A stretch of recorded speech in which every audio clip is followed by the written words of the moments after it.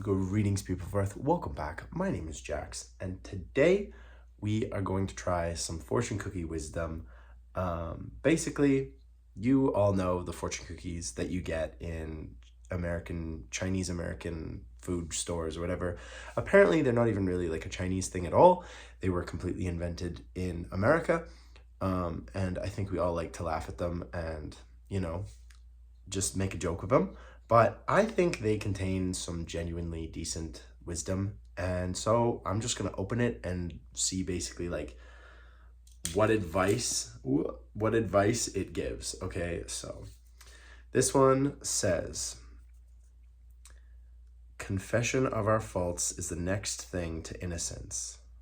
So, okay, so we are getting right into it right away. Confession of our faults is the next thing to innocence. Basically, confess your sins, and that's the best thing you can. That's the closest thing you're going to be able to get to innocent. So first of all, I think we have to define some terms, and I think I think this is true. I can understand the idea behind this little fortune cookie wisdom, literal fortune cookie wisdom. So first of all, innocence.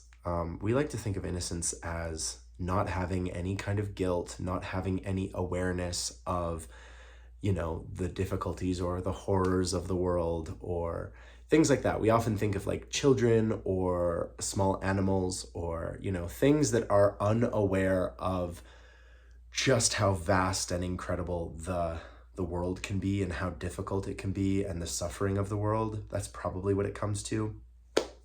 But it also refers to being innocent of wrongdoing, innocent of a crime, innocent of hurting other people, which we can also associate largely with, children and small animals, unless they're cats. Cats are murderous little evil machines. So the idea of being innocent, I think it's a very desirable thing in our world. I'm innocent, I didn't do it, I'm being wrongly persecuted, those kinds of things. And so that's the big term in this one for me. The other idea is like confession of our faults is the next thing to innocence. I'm guessing this probably wanted to say confession is the next best thing to innocence. And so confessing our faults, confessing our difficulties or our shortcomings, owning up to your issues, I guess is what this is. I'm not going to try and hide my problems. I have social anxiety. I have this. And by owning up to it, you are genuine. And I think being genuine or truthful or honest, those are all characteristics that we associate with innocence and with the idea of being just, being a good person.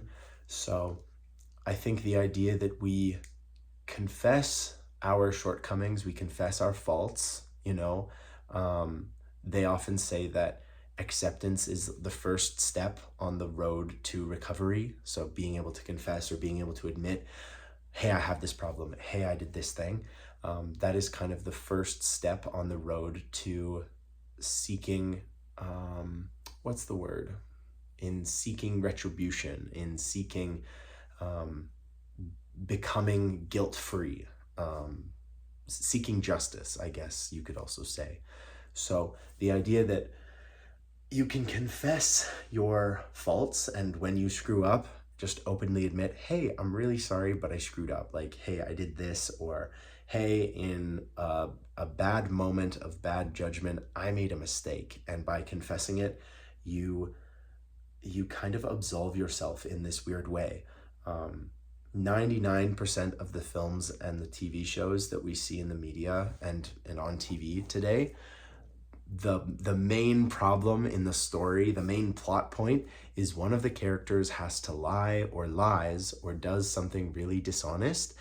And the vast majority of the plot involves them trying to fix the problem before they have to confess. And then eventually the problem comes out into the open. The other character figures out, oh my gosh, you have been lying to me. You have been deceiving me. Super angry. And then typically the main character then has to do some big gesture of kindness or gesture of love in order to make up for it. But what they don't often depict is a character just going to another character and saying, hey, I am so sorry, you know, in a lapse of judgment, in a bit of a mistake, you know, I don't know what I was thinking, but I did this thing. I am so sorry. It will never happen again. You know, can you forgive me? And we don't ever see that in Hollywood. We don't ever see that in the media. We don't ever see that on TV. It's not something that is popular. It's not something that is particularly interesting. And so as a result, we never hear about it, unfortunately. But just being able to confess your faults, confess where you have gone wrong, it really does. And it says it's the next thing to innocence. So it isn't exactly innocent. Like, you're not going to be absolved of all of your problems just by admitting you have them, or by, you know, if you hurt your friend, just because you admit that you hurt your friend and that you shouldn't do it again, that doesn't absolve you from the problem, but it sure puts you in a vastly, vastly better position in terms of how your friend views you, how you view yourself, how society views you. And by just being able to own up to it, not try to hide it or, you know, explain it away or justify it, just saying, hey, I'm sorry, I'm here to confess, I kind of screwed up big time, this is what I did, it's vastly better. And I think even parents know this. When a kid comes to you and sort of says, hey, mom or dad, like, I really screwed up, I did this thing, you know, I burnt a hole in your couch or whatever it is, it is so much better than just like trying to cover it up and hide it and trying to deny its existence, or trying to buy a new sofa before they'll even notice. Fun fact, don't try that, it doesn't work. So you really just have to confess, be as honest and open as you can. We talk a lot about communication and being open with the people we love on this channel, and it's for a reason.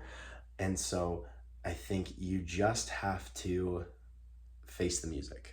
You know, you just have to say, hey, I'm so sorry, this thing happened, I screwed up, I didn't mean for it to happen, you know, I was thinking it would do this, I was thinking this. You know, you can confess while giving your side of the story, because obviously there's going to be context that needs to be listened to.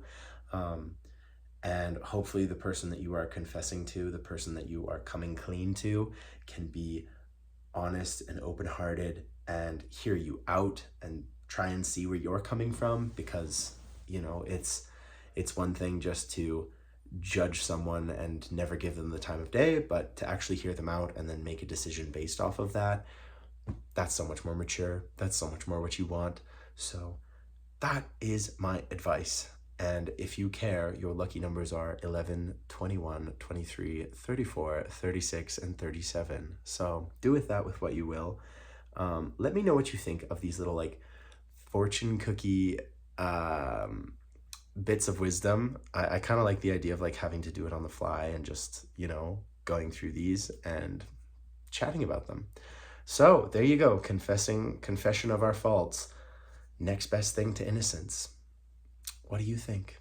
Do you think somebody was just trapped in a fortune cookie factory trying to get help, or do you think that's actually good advice?